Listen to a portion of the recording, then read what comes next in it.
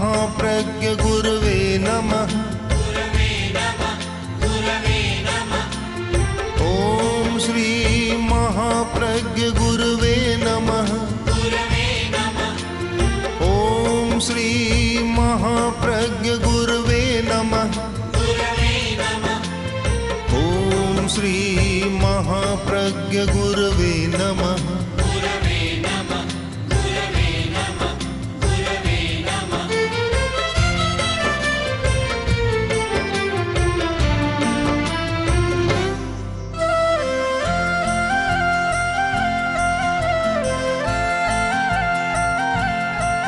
जय महाप्रज्ञ का जाप करो।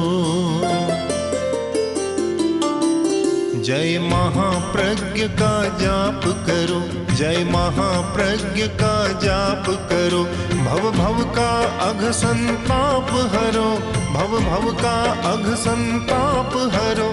जय महाप्रज्ञ का जाप करो। जय महाप्रज्ञ का जाप करो।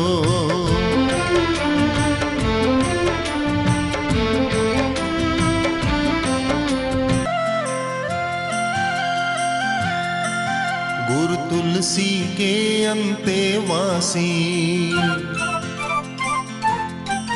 गुरु तुलसी के अंतेवासी। विद्याभ्यासी दृढ़ विश्वासी। विद्याभ्यासी दृढ़ विश्वासी। उस परम शिष्य का जाप करो। उस परम शिष्य का जाप करो। जय महाप्रज्ञ का जाप करो। जय महाप्रज्ञ का जाप करो। भव भव का अघ संताप हरो। भव भव का अघ संताप हरो। जय महाप्रज्ञ का जाप करो। जय महाप्रज्ञ का जाप करो।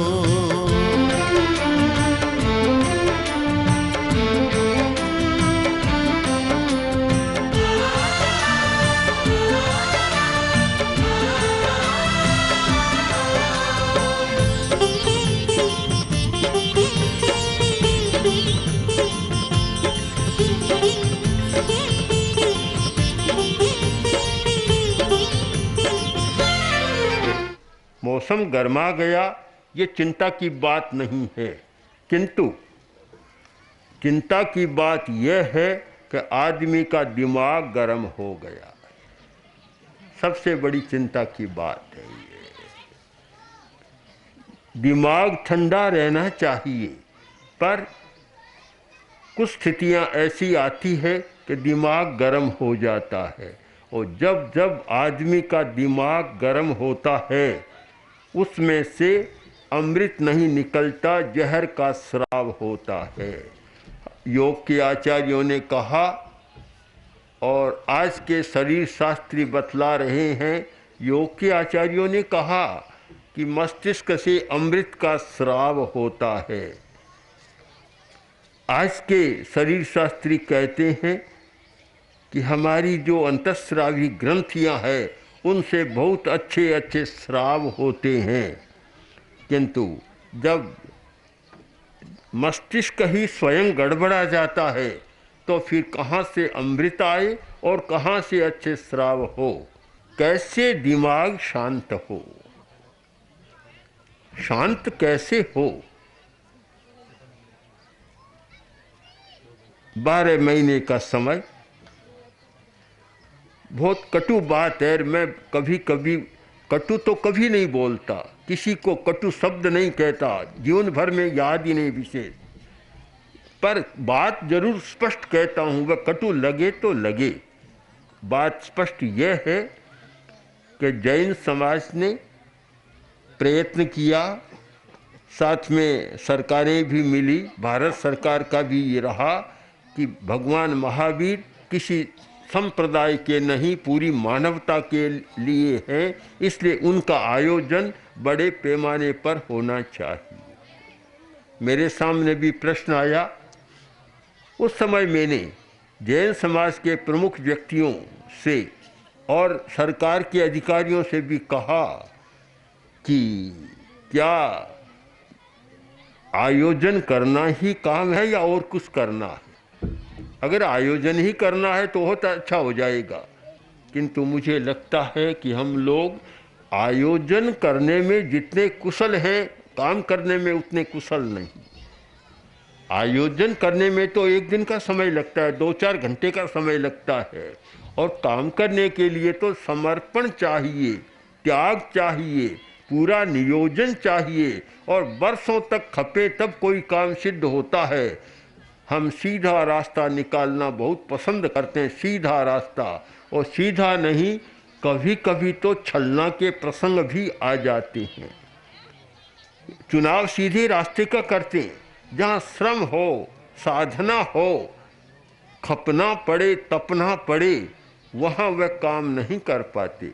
हमारी कठिनाई है, और मैं मानता हूँ हर मानव की दुर्बलता है कि आयोजन प्रदर्शन में जितनी रुचि है उतनी शायद काम करने में रुचि भी नहीं है। हम प्रारंभ बिंदु को पकड़ें या अंतिम बिंदु को पकड़ें, बड़ा कठिन है प्रारंभ बिंदु को पकड़ना। बहुत मुश्किल है प्रारंभ के बिंदु को पकड़ना, और उस पर कुछ काम करना बहुत कठिन होता है। मुझे कहने में संकोच नहीं कि शायद प्रारंभ बिंदु को पकड़ने का थोड़ा सा प्रयत्न किया था, पर ठीक पकड़ा नहीं गया, इसलिए आज निष्पत्ति की कोई बड़ी बात हम प्रस्तुत नहीं कर सकते। जहाँ होना चाहिए था वहाँ काम नहीं हुआ। एक छोटी सी कहानी आपको बताऊं। आदमी जा रहा था, राजपथ बड़ा था, रास्ते में कार खराब हो गई। मालिक स्वयं ड्राइव कर रहा था, नीचे उतरा, अकेला था, आसपास देखा कोई नहीं दिखाई दे रहा है। इधर उधर गया, थोड़ा 200-400 कदम, आधा फरलांग, 1 फरलांग, 2 फरलांग आगे गया तो एक आदमी बैठा दिखा। उसके पास गया, देखा मिस्त्री है, ठीक काम हो गया। उसने कहा भाई मेरी कार खराब हो गई, तुम ठीक कर दोगे? उसने कहा कर दूंगा, बिल्कुल आपकी कार को ठीक कर दूंगा। अपने औजार लेकर साथ में गया, कार को देखा, इंजन को देखा, और उसने कहा मैं ठीक कर दूंगा। कि क्या लोगे? कि 100 रुपया। कोई बात नहीं, अब जंगल का मामला है, जो भी मांगे देना है, स्वीकार कर लिया। अब उसने हथौड़ी ली, एक औजार लिया, और एक चोट की इंजन चालू हो गया। कि लाओ। उसने कहा भैया देना तो पड़ेगा, पर तूने मुझे ठग लिया, एक तो चोट की और 100 रुपये ले लिए। बोला बाबूजी आप समझते ही नहीं हो, अभी लगता है आप बड़े आदमियों पर समझते नहीं हो क्या, कि एक चोट का 100 रुपया थोड़ा ही लिया है, इसका तो केवल 1 रुपया। तो 99 किस बात के कि चोट कहाँ करनी चाहिए, इस बात के 99 रुपये। चोट कहाँ करनी चाहिए? मुझे लगता है कि इस बिंदु को नहीं पकड़ा गया कि चोट कहाँ करनी चाहिए। इस बात को पकड़ा नहीं गया कि चोट कहाँ करनी चाहिए। महावीर जयंती मनाएं तो चोट कहाँ करनी चाहिए।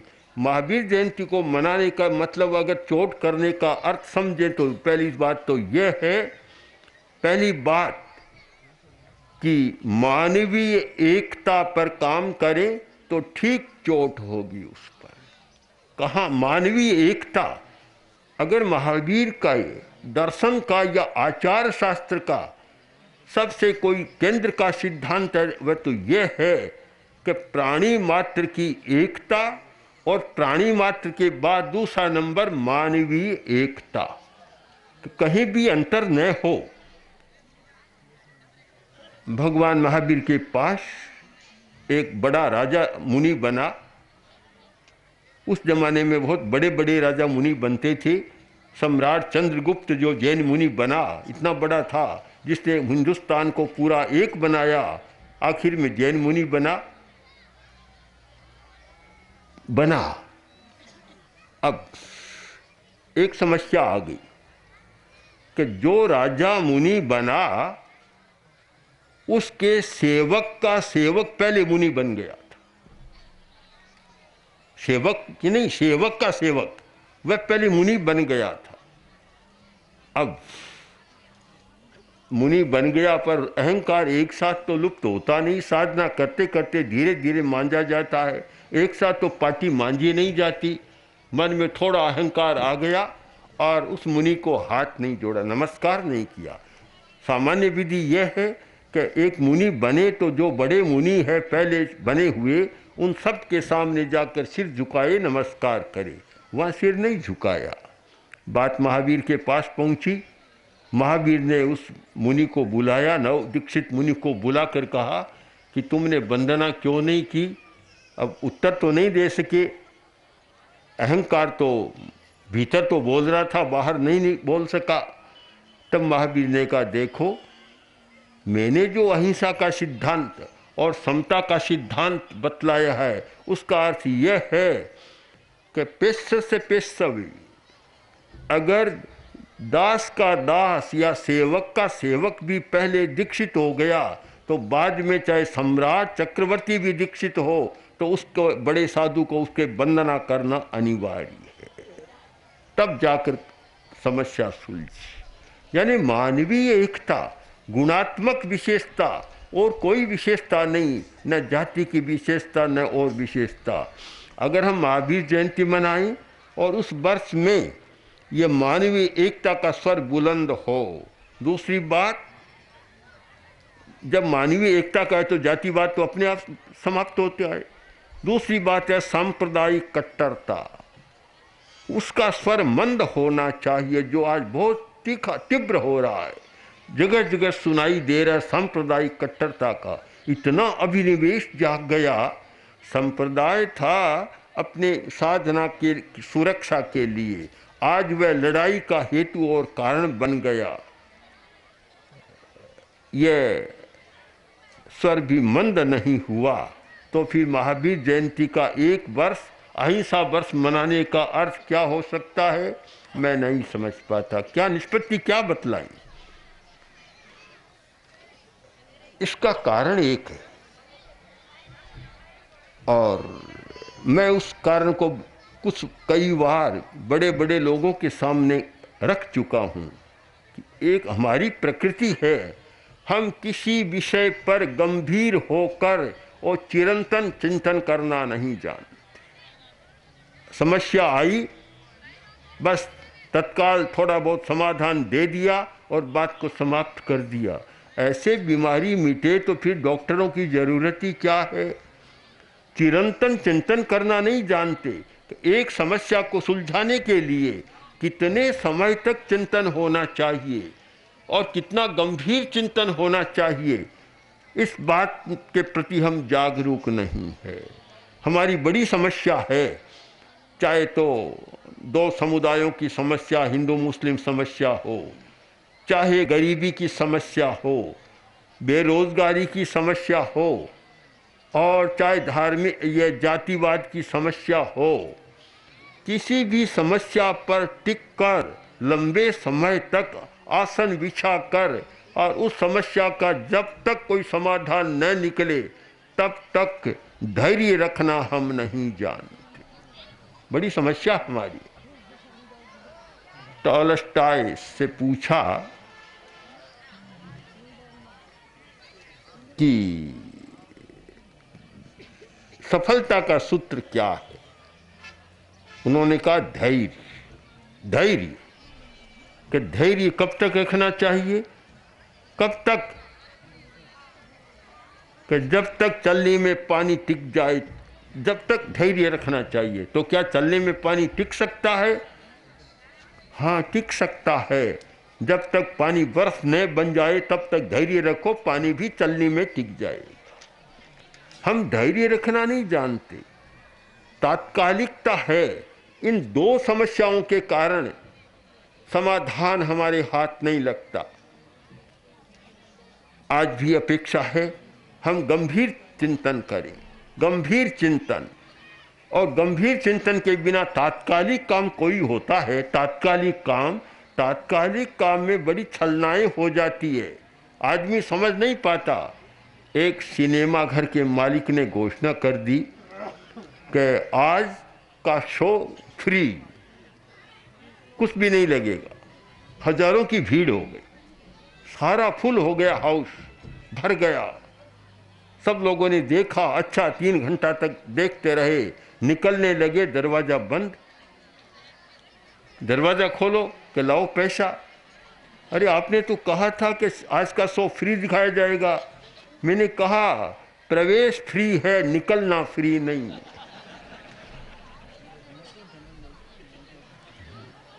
कितनी प्रवंचनाएं हो जाती है, कितनी छलनाएं होती है तात्कालिकता में। तत्काल सोचा नहीं, अगर सोच लेते कि प्रवेश आज फ्री रखा है तो इसके पीछे भी कोई कारण होना चाहिए, कारण की खोज में जाते तो हाउस सिनेमा घर भरता नहीं, खाली रह जाता।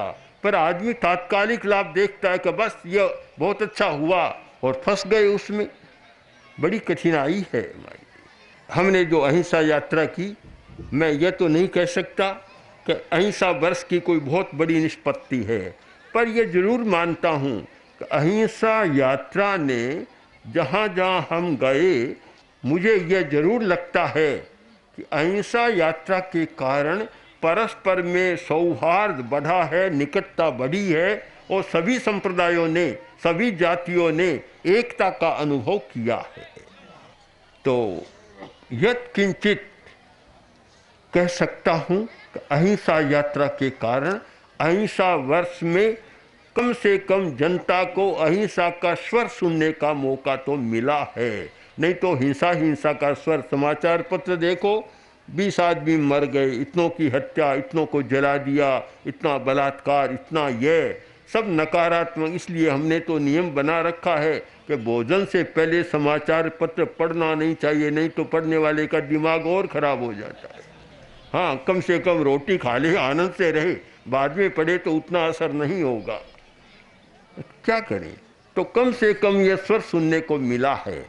अब आप सब लोग इसमें भागीदार हो रहे हैं आज महावीर जयंती मनाने में, तो क्या आप भागीदार हैं? क्या आप में संकल्प शक्ति है? क्या आप कुछ संकल्प करना चाहते हैं? कहिए, क्या संकल्प करना चाहते हैं? तो मैं आपको 3 संकल्प दिलाना चाहता हूँ। पहला संकल्प, मैं अनावश्यक हिंसा नहीं करूँगा। आवश्यक तो गृहस्थ को करनी पड़ती है, पर अनावश्यक हिंसा नहीं करूँगा। दूसरी बात, मैं निरपराध की हिंसा नहीं करूँगा। किसी एक व्यक्ति ने किसी का अनिष्ट कर दिया, उसका बदला आप कहाँ लेंगे? लंदन में लेंगे, न्यूयॉर्क में लेंगे या अहमदाबाद में लेंगे?